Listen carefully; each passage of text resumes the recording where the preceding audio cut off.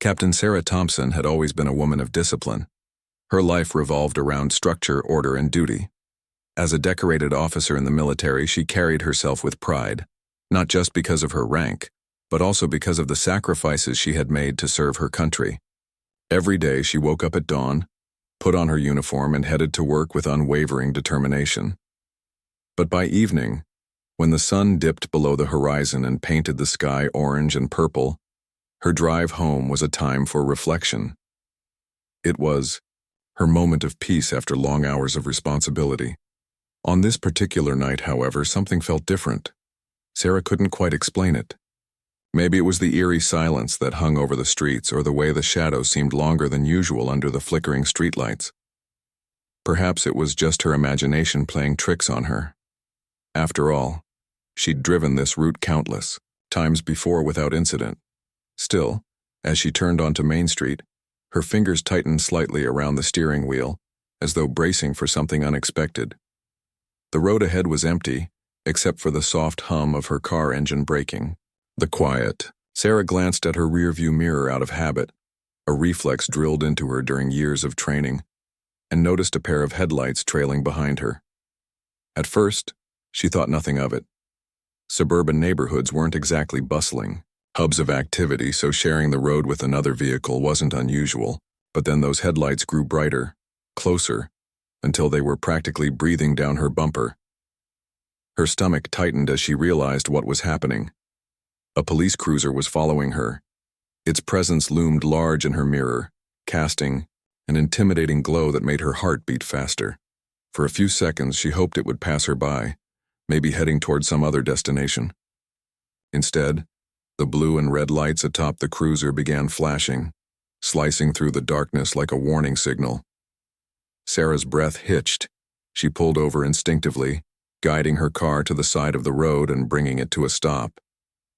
Her hands gripped the steering wheel tightly, resting them precisely at 10 and 2 o'clock, a position ingrained in her muscle memory from countless defensive driving courses. She took a deep breath, trying to steady herself. This wasn't her first traffic stop. She knew how these things worked.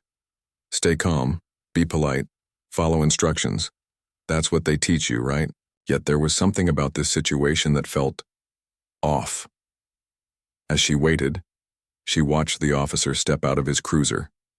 He moved slowly, deliberately, his silhouette illuminated by the strobing lights. His boots thudded against the pavement as he approached her window, each step echoing in the stillness of the night. When he finally reached her, he didn't say anything at first. He simply stood there staring at her through the glass. His gaze lingered on her face, then dropped to her uniform, taking in the insignia pinned neatly to her chest. She could feel his eyes scrutinizing every detail, as if searching for something or someone else beneath the surface. Finally, he leaned forward, his face inches away from hers. His breath fogged up the corner of her window as he spoke. "Do you know why I pulled you over?" he asked sharply, his tone laced with accusation rather than curiosity. Sarah shook her head, keeping her expression neutral. She didn't trust herself to speak yet. Her throat felt dry, her voice trapped somewhere deep inside her chest. She nodded toward the glove compartment instead, signaling that she would retrieve her license and registration. But the officer didn't seem satisfied with her silent response. He tilted his head slightly, studying her with an intensity that bordered on hostility. "You don't look like someone who belongs in this neighborhood," he said coldly, his words cutting through the tension like a knife. Sarah blinked, caught off guard by the blatant prejudice in his tone. She swallowed hard, forcing herself to stay composed. She reminded herself that reacting emotionally wouldn't help. It never did in situations like this. She opened the glove compartment carefully, making sure her movements were slow and deliberate.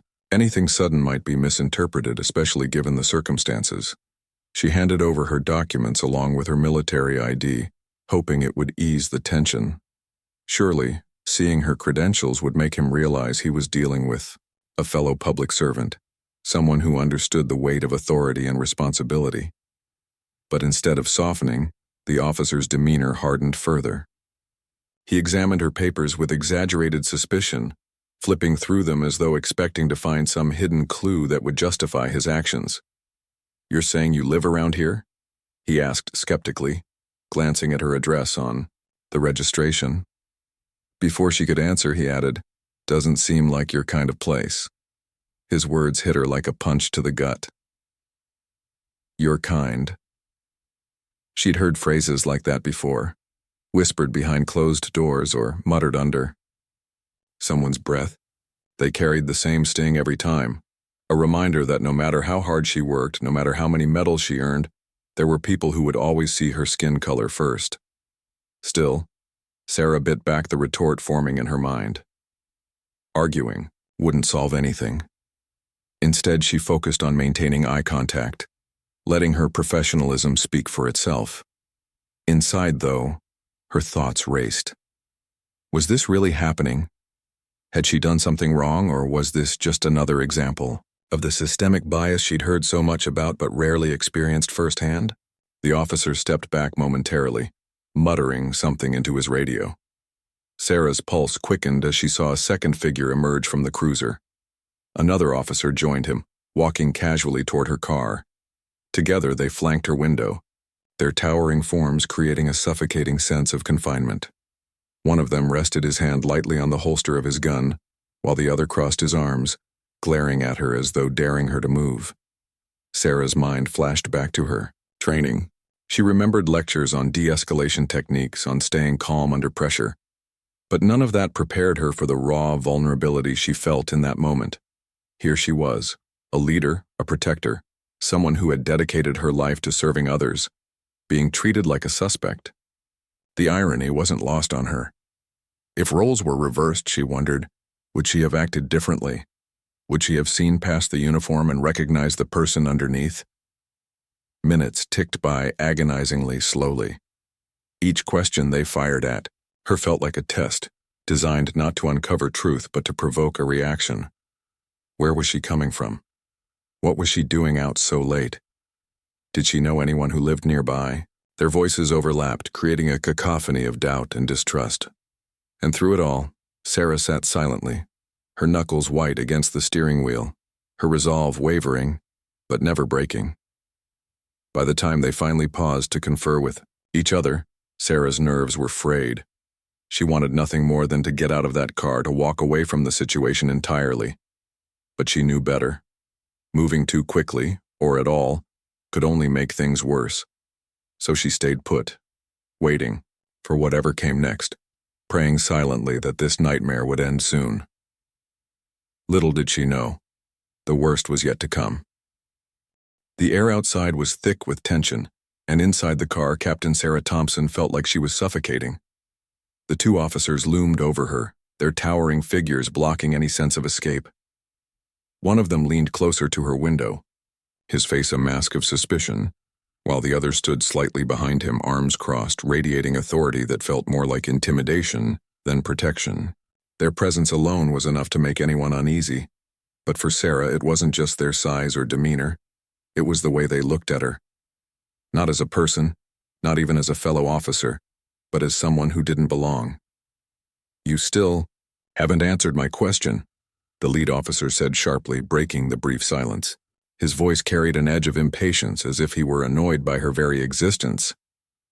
"What are you doing in this neighborhood? This isn't exactly your type of area."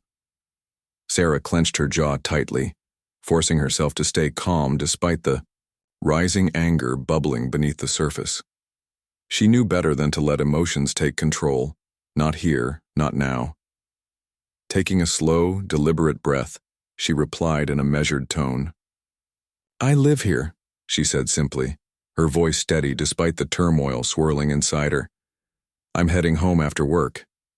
Her answer should have been enough. It was straightforward, honest, and backed up by the address listed on her registration, papers which the officer still held in his hand. But instead of accepting her explanation, he narrowed his eyes further, his lips curling into a sneer. "You live here?" he repeated, his tone dripping with disbelief. "Funny how we don't see many people like you around these parts." The comment stung, though Sarah refused to show it. People like her. What did that even mean?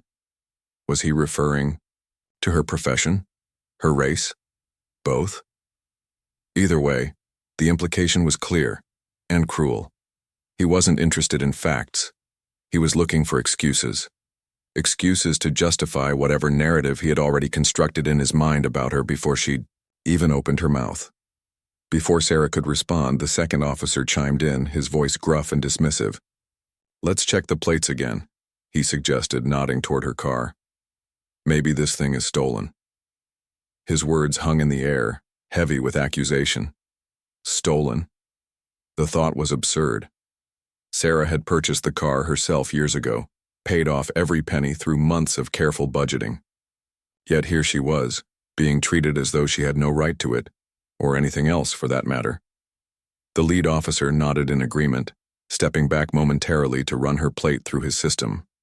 While he worked, the second officer continued, circling her vehicle, shining his flashlight into every crevice. He peered into the back seat, inspecting the neatly folded jacket draped across the seat. He examined the dashboard, scrutinizing the GPS mounted securely in place. Every movement he made seemed designed to prolong the ordeal, to keep her trapped in this humiliating limbo.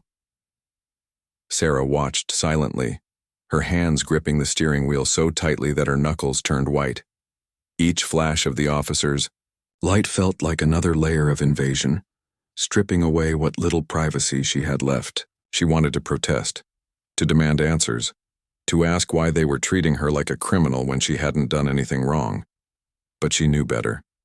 Arguing would only escalate things, giving them more ammunition to use against her. So she stayed quiet, focusing instead on controlling her breathing and maintaining eye contact whenever possible. Minutes dragged by like hours. Finally, the lead officer returned, his expression unchanged. "Everything checks out," he admitted reluctantly, glancing down at his notes. For a split second, Sarah allowed herself to hope that this nightmare might finally be over. Maybe they'd realize there was no reason to detain her, no cause for suspicion beyond their own biases. But then he added, almost casually, "Still, doesn't explain why you're driving such a nice car." The comment hit her like a slap across the face. Nice car? Was that supposed to be an insult? A compliment? Or just another thinly veiled attempt to undermine her credibility? Whatever his intention, it reinforced everything she feared most about moments like this. That no matter how hard she worked, no matter how much she achieved, there would always be people who doubted her legitimacy simply because of the color of her skin. Sarah forced herself to remain composed, though her patience was wearing thin. "I bought this car legally," she said firmly, injecting a note of steel into her voice. "If you have any doubts, feel free to verify it. I have nothing to hide." The officers exchanged glances, their expressions unreadable. For a moment, Sarah thought she detected a flicker of uncertainty in their eyes, as if they hadn't expected her to push back so assertively. But it vanished quickly, replaced by renewed determination to maintain control of the situation.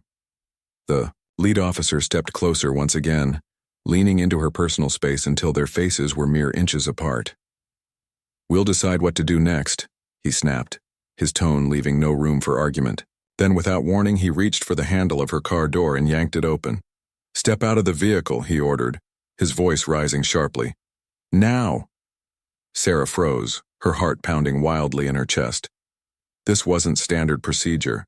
Officers weren't supposed to order drivers out of their cars unless there was probable cause. A broken taillight, speeding, erratic driving. None of those applied here. And yet, here she was, being commanded to exit her own vehicle based on nothing more than baseless accusations and racial profiling. For a split second, fear overwhelmed logic. What if stepping out made things worse? What if they used her compliance as an excuse to escalate the situation further? Her mind raced, weighing the risks of defiance versus submission. In the end, survival instinct won out. Slowly, deliberately, she unbuckled her seatbelt and eased herself out of the car, keeping her hands visible at all times. She stood upright, shoulders squared, refusing to let them see her tremble. The officers immediately moved in, one of them grabbing her arm roughly and spinning her around to face the hood of the car. The cold metal pressed against her cheek as they pinned her there, their movements aggressive and unnecessary. They patted her down, their hands moving over areas that had no relevance to a routine traffic stop.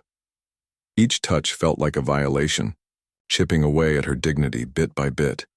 Humiliation burned in her throat, threatening to spill over in the form of tears. But Sarah fought it back, clenching her fists and biting down on her lip until she tasted blood. She wouldn't give them the satisfaction of seeing her break. Instead, she focused on the sound of her own breathing, using it as an anchor to keep herself grounded. In, out, over and over again, until the initial shock began to fade and clarity started to return. As the search continued, Sarah noticed something unsettling. The lead officer's hand hovered dangerously close to his holstered gun. She couldn't tell whether it was intentional or subconscious, but the gesture sent a chill running down her spine. Was he preparing for something, anticipating resistance? Or was it just another tactic to intimidate her into submission? Whatever the reason, it reminded her of the precariousness of her position. Here she was, a decorated military officer trained to protect and serve, being treated like a threat. The irony was staggering. She had spent years risking her life for her country, earning the respect of colleagues and superiors alike. Yet, none of that mattered now. All that mattered was the color of her skin and the prejudices it inspired in others. Despite the overwhelming odds stacked against her, Sarah refused to let despair consume her. Summoning every ounce of courage, she spoke firmly, demanding to know why she was being detained. "I haven't broken any laws," she said, her voice steady despite the tremor threatening to break through. "If you have evidence of wrongdoing, present it. Otherwise, this is harassment." Her words hung in the air, daring them to respond. For a brief moment, there was silence. The officers exchanged glances, clearly caught off guard by her boldness. Then, as if realizing they'd lost some semblance of control, the lead officer snapped back, accusing her of resisting arrest. It was a lie, but one they seemed determined to sell. Sarah knew better than to argue further. Instead, she focused on documenting everything. Using subtle movements, she activated the voice recorder on her phone, ensuring there would be proof of their actions should things spiral further out of control. Her defiance sparked a flicker of doubt in their demeanor. Perhaps they hadn't expected her to stand her ground so resolutely, or maybe they realized she wasn't an easy target. Whatever the reason, their aggression wavered slightly, giving her a small window of opportunity to regain some semblance of power in the situation. Though the ordeal was far from over, Sarah found solace in one undeniable truth. She wasn't going to let them win. No matter how much they tried to strip her of her dignity, her identity, her humanity, she would rise above it. Because that's what she had always done. And that's what she would continue to do no matter what came next. The tension on the side of the road was palpable, thick enough to suffocate anyone caught in its grip. Captain Sarah Thompson stood pinned against the hood of her car, her cheek pressed uncomfortably against the cold metal. The officer's movements were rough and invasive, their hands patting her down with unnecessary force. Each touch felt like a violation, each second stretching into an eternity. Her mind raced as she tried to make sense of what was happening. This wasn't just a routine stop, it was something far darker, more sinister. As one officer continued searching her pockets and waistband, the other moved back toward the cruiser.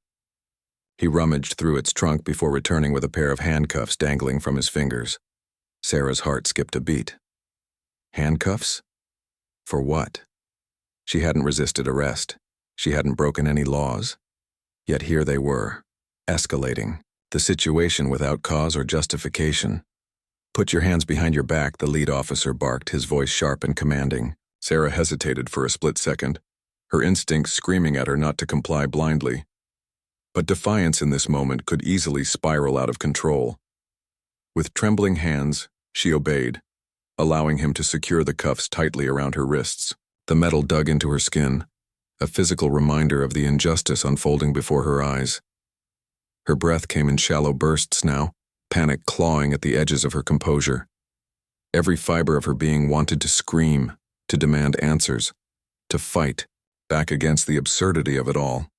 But years of military training had taught her restraint, to think strategically rather than react impulsively. So she bit her tongue, swallowing the anger that threatened to boil over. Instead, she focused on observing every detail, committing it to memory. Their voices, their actions, the way they avoided meeting her gaze. All of it would be important, later when she sought accountability. The second officer stepped closer, his flashlight still in hand. He shone it directly into her face, blinding her momentarily. "You think you're special, don't you?" he sneered, his tone laced with contempt. "Walking around in that uniform like you're better than everyone else." Sarah blinked rapidly, trying to shield her eyes from the harsh light. "I'm not claiming to be special," she replied evenly, her voice steady despite the storm raging inside her. "I'm just doing my job, same as you."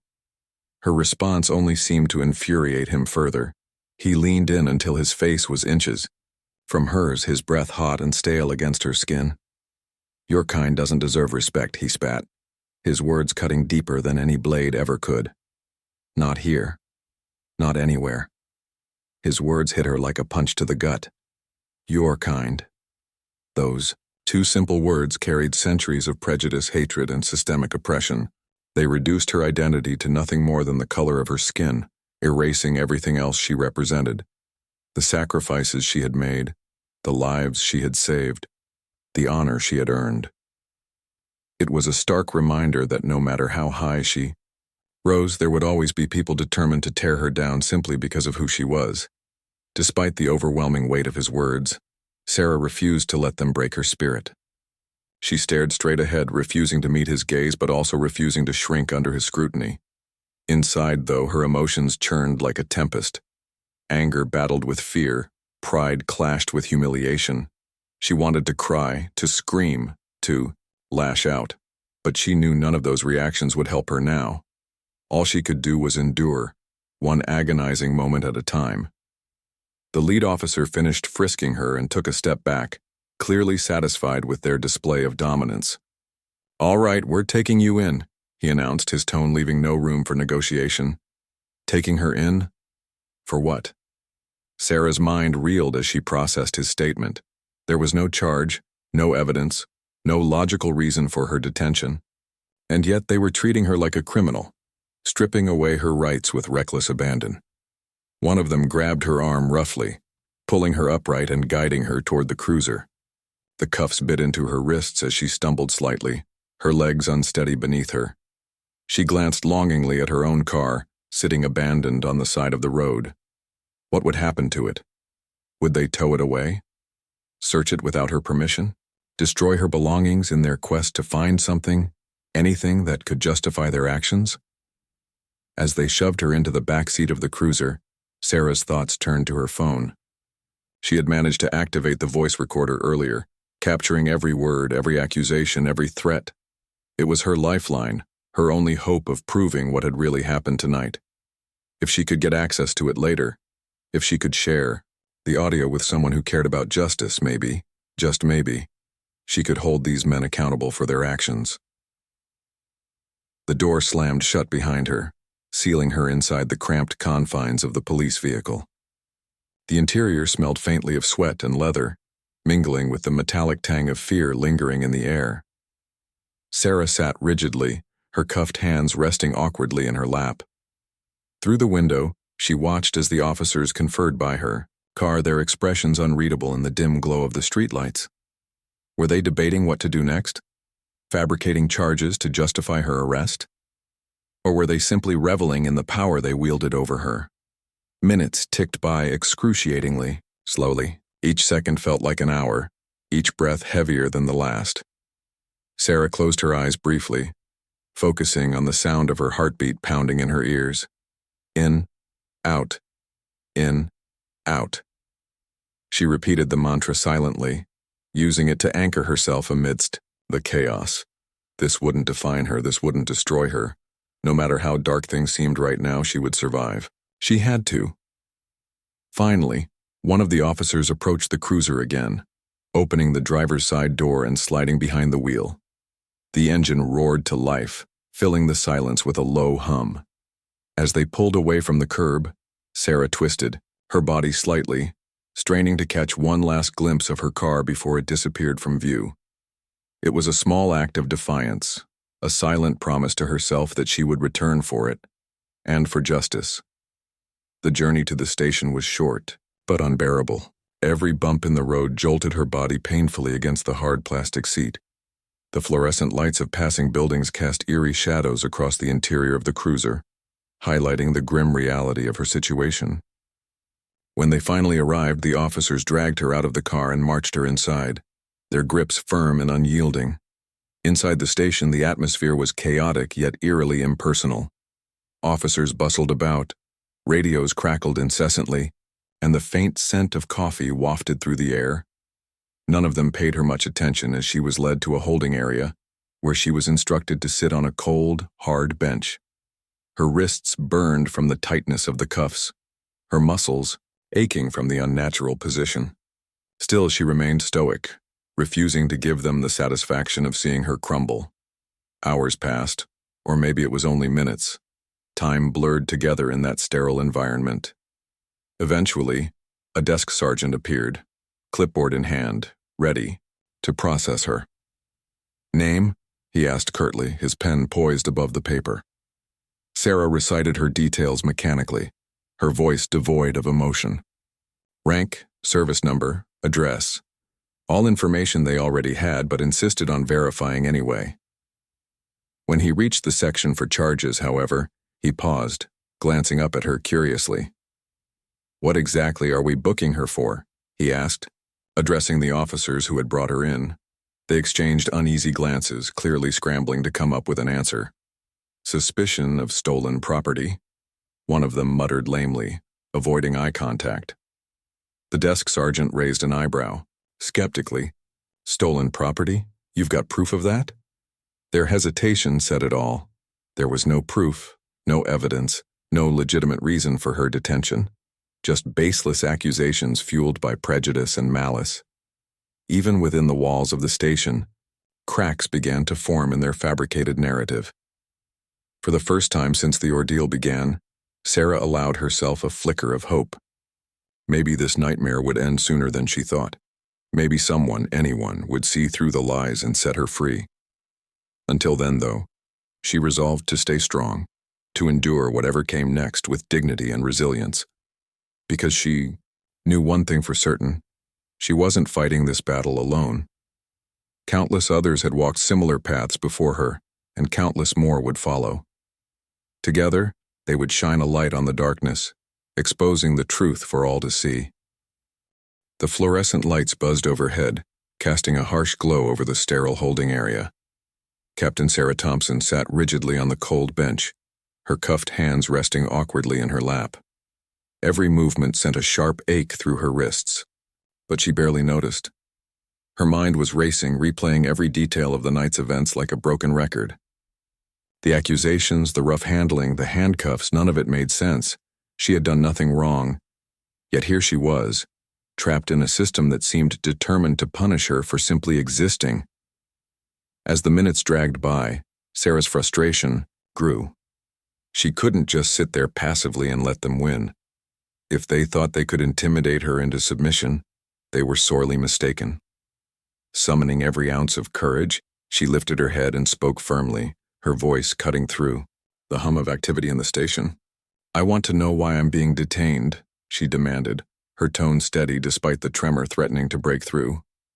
"You have no evidence against me. This is harassment."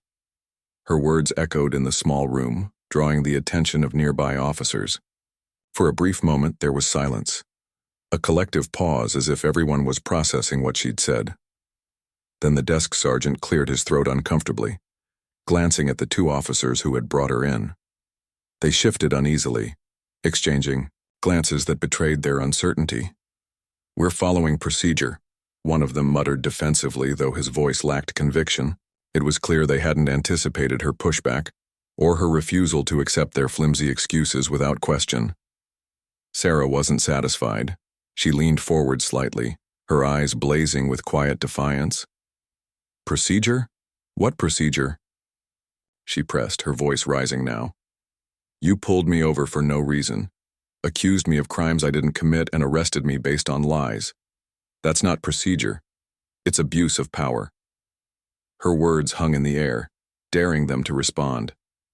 To their credit, the officers tried to maintain their authoritative demeanor, but cracks were beginning to show.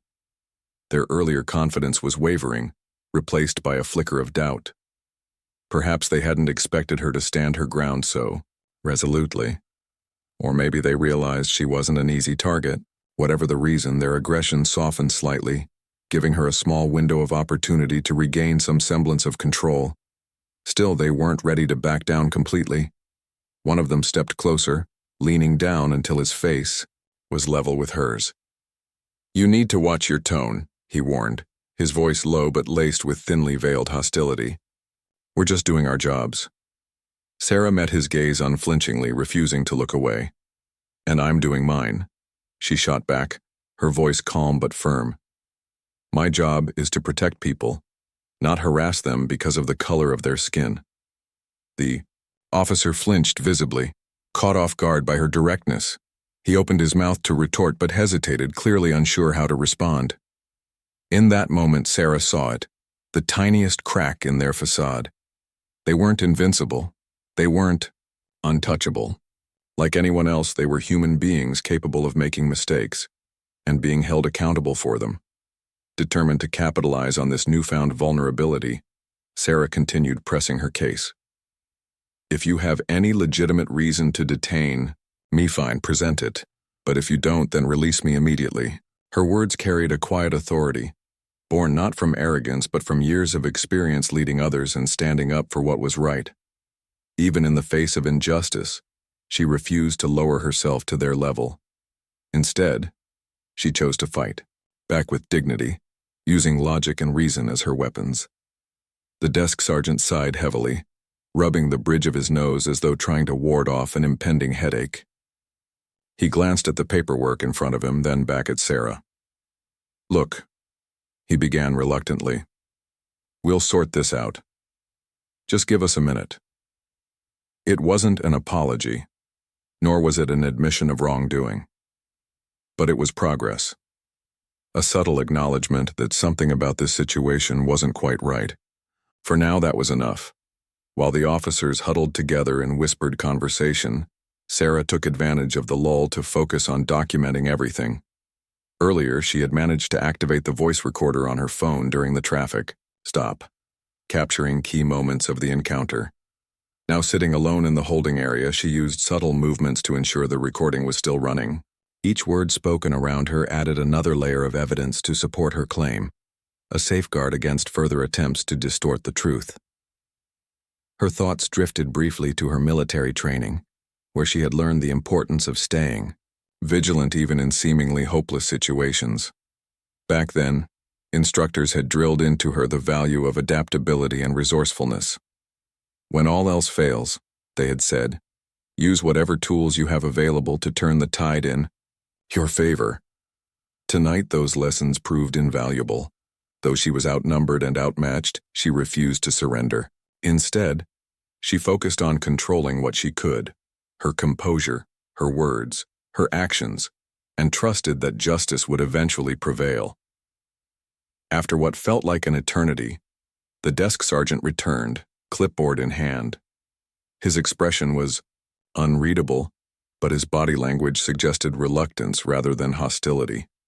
"All right," he said gruffly, avoiding eye contact. "We're going to cut you loose, but don't make us regret it." Sarah straightened up, relief washing over her like a tidal wave. She wanted to argue, to demand answers, to expose the flaws in their reasoning. But she knew better than to push too hard. Not yet, anyway. For now, freedom was her priority. Once she was safe, she could deal with the fallout. One of the officers unlocked her handcuffs, the metal clinking loudly as it fell away from her wrists. She flexed her fingers slowly, wincing at the raw marks left behind. Her arms ached, her muscles protesting after hours of being restrained, but physical pain was secondary to the emotional toll of the night's ordeal. As she stood up, she forced herself to take slow, deliberate breaths, grounding herself in the present moment. She wouldn't let them see her falter. Not now. Not ever. Before leaving the station, Sarah insisted on retrieving her belongings, including her phone. When she finally held it in her hands again, she felt a surge of gratitude.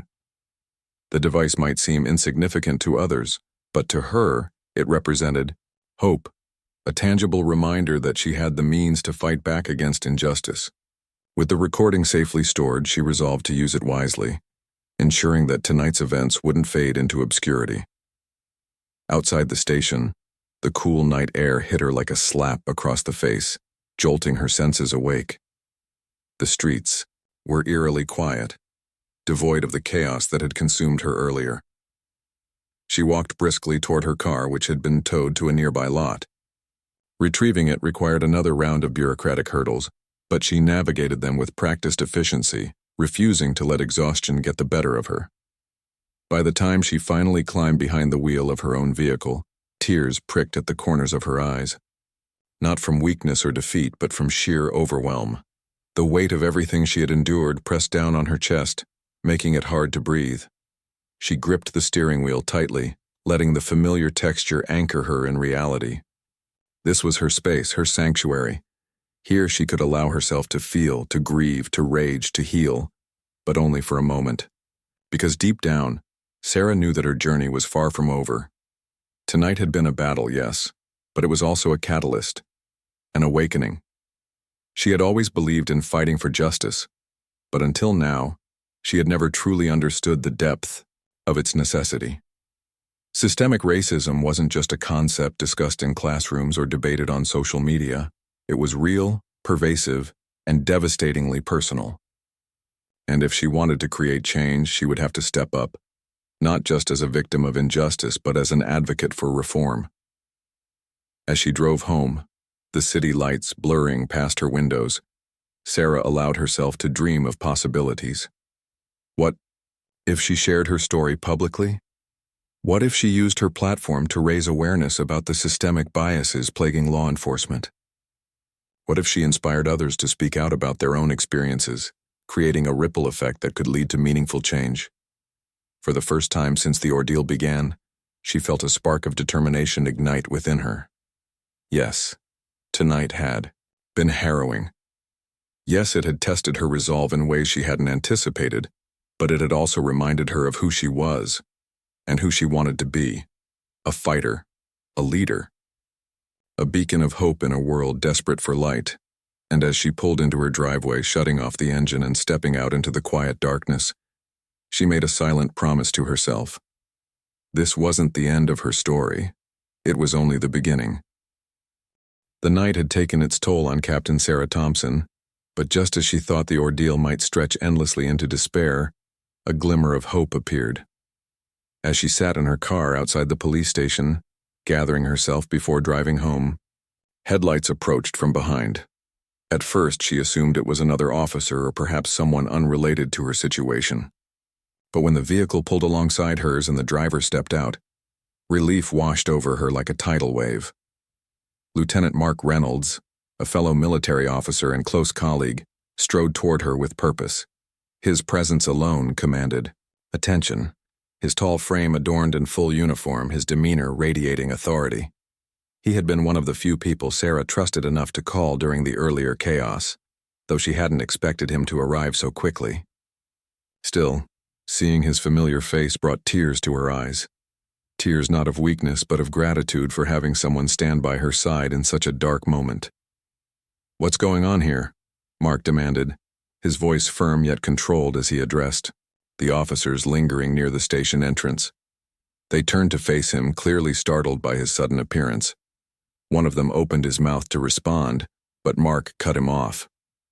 "I received a call about an unjust detention involving Captain Thompson," he continued, gesturing towards Sarah, who now stood beside her car, arms crossed protectively across her chest. "Care to explain?" His question hung in the air, daring them to justify their actions. The officers exchanged uneasy glances, their earlier bravado crumbling under the weight of accountability. For all their posturing, they weren't prepared to defend themselves against someone of equal rank and influence, a decorated military officer whose credentials matched, if not surpassed, their own. "We were following standard protocol. One of them muttered defensively, though his tone lacked conviction. It was clear they hadn't anticipated this kind of intervention or scrutiny. "Standard protocol?" Mark repeated incredulously, his voice rising slightly. "You mean pulling over a decorated military officer without probable cause? Accusing her of crimes you can't substantiate? Arresting her based on nothing more than racial bias?" Each word carried a sharp edge, cutting through their attempts to downplay the severity of their misconduct. Sarah watched silently, feeling a surge of pride and vindication as Mark took charge. She had always admired his ability to remain calm under pressure, to diffuse tense situations with logic and reason. Now, witnessing him in action, she realized how fortunate she was to have him as an ally. In that moment, she wasn't alone anymore. Someone else saw the injustice for what it was, and wasn't afraid to call it out. The officers shifted uncomfortably, their expressions shifting between defiance and shame. One of them attempted to argue, but Mark held up a hand, silencing him mid-sentence. "Save it," he said sharply. "This isn't just about tonight, this is about systemic issues that need addressing. If you think harassing someone because of the color of their skin is acceptable behavior, then you're part of the problem." His words struck a chord, not just with the officers, but with bystanders who had gathered nearby. Some nodded in agreement. Others whispered among themselves, clearly unsettled by the unfolding drama. Even the desk sergeant emerged from inside the station, watching cautiously from the doorway. Word travels fast in small communities, and news of the confrontation had already begun to spread. Faced with mounting pressure, the lead officer finally relented. "Fine," he snapped irritably, throwing his hands up in exasperation. "She's free to go, but don't expect us to apologize for doing our jobs." Mark didn't miss a beat. "Your job is to protect and serve, not discriminate and intimidate," he shot back, his tone icy. "If you truly believe otherwise, then maybe it's time to reconsider your career choice." The comment hit its mark, leaving the officers visibly shaken. They exchanged one final glance before retreating to their cruiser, muttering under their breath as they sped away. The sound of their engine fading into the distance felt like a release, an unspoken acknowledgement that the tide had turned against them. Once they were gone, Mark turned to Sarah, his expression softening. "Are you okay?" he asked gently, placing a reassuring hand on her shoulder. She nodded, though her voice caught in her throat as she tried to speak. Tears welled up in her eyes again, this time not from anger or frustration, but from sheer relief. I'm fine," she managed to say after a moment, forcing a weak smile. "Thank you for coming." Mark shook his head firmly. "Don't thank me. I should have been here sooner." He paused, studying her face intently. "What they did to you tonight was unacceptable. You deserve better than this." Sarah swallowed hard, nodding slowly. "I know," she murmured, her voice barely above a whisper. "But it's not just about me. It's about everyone who's ever been treated this way and hasn't had someone step in to help." Her words resonated deeply with Mark, who understood all too well the challenges faced by marginalized communities. Though he couldn't fully comprehend the daily struggles of being a Black woman in America, he recognized the importance of standing in solidarity with those who did.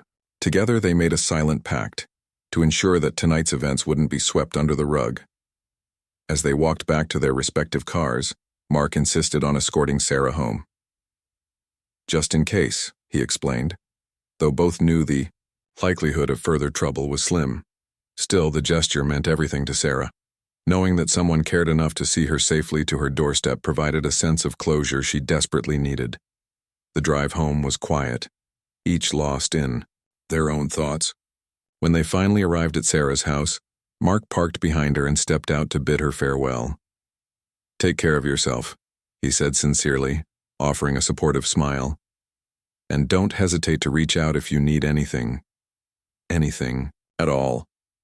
Sarah nodded gratefully, her heart swelling with appreciation. "Thank you," she said again, this time with genuine warmth. "For everything. After Mark left, Sarah stood in her driveway for several minutes, staring up at the stars scattered across the night sky. Despite everything she had endured, she felt a flicker of hope stirring within her. Tonight had been harrowing, yes, but it had also reminded her of the power of community, of standing together in the face of adversity. She wasn't alone in this fight. There were others willing to join her, to amplify her voice and demand change.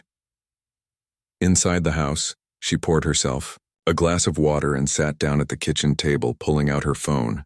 The recording she had captured during the traffic stop was still intact, every word preserved for posterity. She listened to parts of it again, her resolve strengthening with each passing second. This wasn't just evidence. It was ammunition. A tool she could use to shine a light on the injustices lurking in plain sight. Determined to act, Sarah opened her laptop and began drafting a detailed account of the evening's events. She included timestamps, descriptions, and even snippets of dialogue from the recording. Every detail mattered, no matter how small. By the time she finished, dawn was breaking outside, painting the horizon in shades of pink and gold. With trembling fingers, she uploaded the post to social media, tagging relevant organizations and advocacy groups. Within hours, it gained traction, sparking conversations across platforms and inspiring others to share their own stories. Messages of support poured in from friends, colleagues, and strangers alike, all united by a shared desire for justice. Though the road ahead would undoubtedly be long and challenging, Sarah knew she had taken the first step.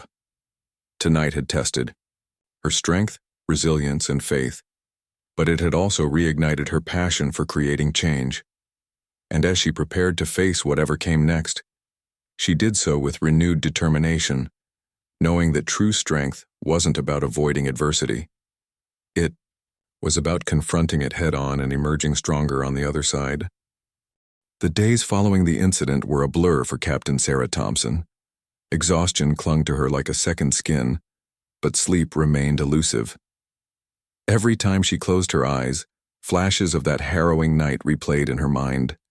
The flashing lights, the cold metal cuffs biting into her wrists, the officer's accusatory stares.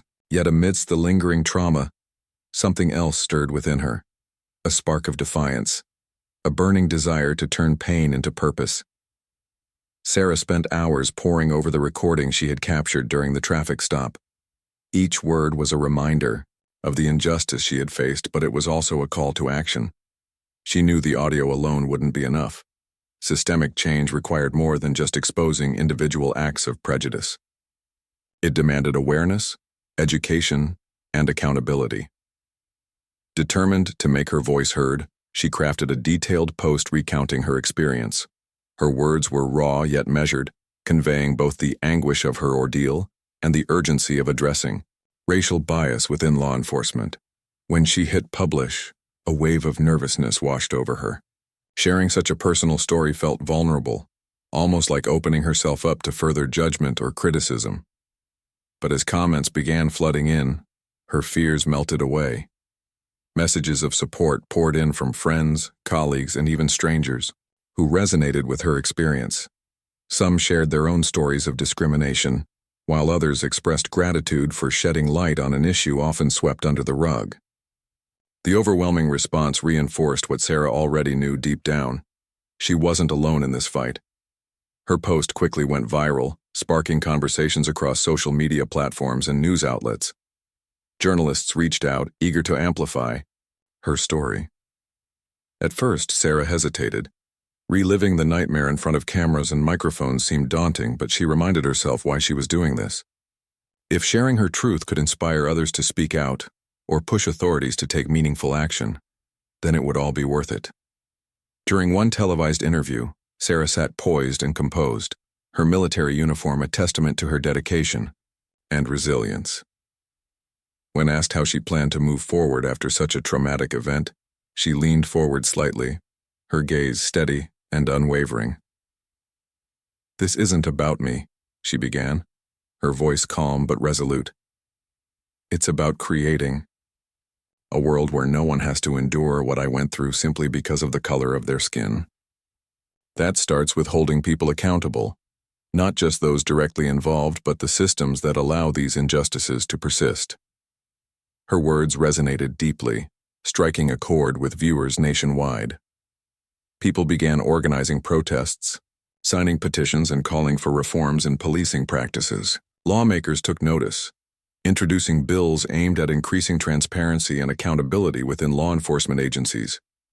While progress was slow, the momentum was undeniable, and Sarah found solace in knowing she had played a role in igniting it. But advocacy wasn't without its challenges.